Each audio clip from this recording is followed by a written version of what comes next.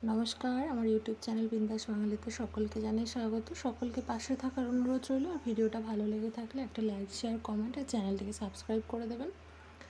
আজকে রান্না করব পটলের একটা নিরামিষ পদ। তো তার জন্য পটলগুলোকে ভালো করে ধুয়ে কেটে নিয়েছি, আর পটলের এই মাথা একটু করে চিড়ে নিয়েছি যাতে ভিতরে মশলাগুলো ঠিকভাবে ঢুকে যায়। এবারে নুন, হলুদ আর সরিষার তেল দিয়ে ভালো করে মেখে নিচ্ছি। মেখে নিয়েছি, মিনিট 5-এর জন্য ঢাকা দিয়ে রাখবো। এদিকে কড়াই বসিয়ে দিয়েছি, তেল গরম হয়ে গিয়েছে। এবারে দিয়ে দিচ্ছি পটলগুলো দিয়ে ভালো করে লাল লাল করে ভেজে নেব। এক পিঠ করে ভাজা হয়ে গেছে। আর এখানে আমি একটা মশলার পেস্ট বানিয়ে নিয়েছি। এর মধ্যে আছে অল্প একটু চারু মগজ, 4টে কাজু বাদাম, আর আছে একটু পোস্ত। এবার পটল ভাজাটা তুলে নেবার পরে ওই একই তেলের মধ্যে শুকনো লঙ্কা, তেজপাতা, এলাচ, লবঙ্গ আর দারচিনি ফোড়ন দিয়ে মশলাটা দিয়ে দিলাম। দিয়ে ভালো করে লো ফ্লেমে মশলাটাকে কষিয়ে নিচ্ছি। আর পটল ভাজাটা এখানে এইভাবে নামিয়ে রেখেছি।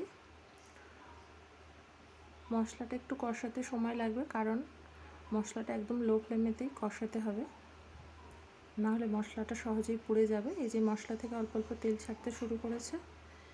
এই পর্যায়ে দিয়ে দিলাম হলুদ গুঁড়ো আর অল্প একটু লঙ্কা গুঁড়ো।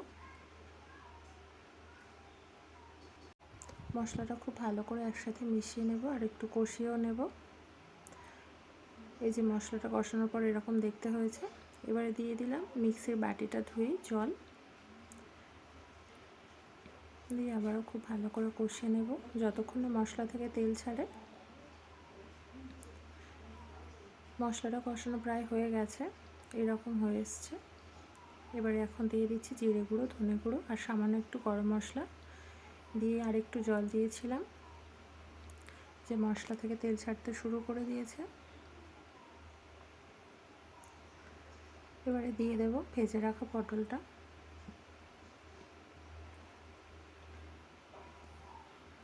এইভাবে কেউ একবার হলেও ট্রাই করো বাড়িতে, আর আমাকে জানিও কেমন হলো।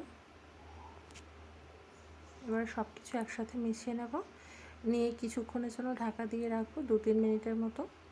অবশ্যই লো ফ্লেমে রাখতে হবে গ্যাসের। যে ঢাকনা খুলে নিয়েছি, তরকারি প্রায় হয়ে এসছে। এবার এখন দিয়ে দেব একটু চিনি আর একটু ঘি।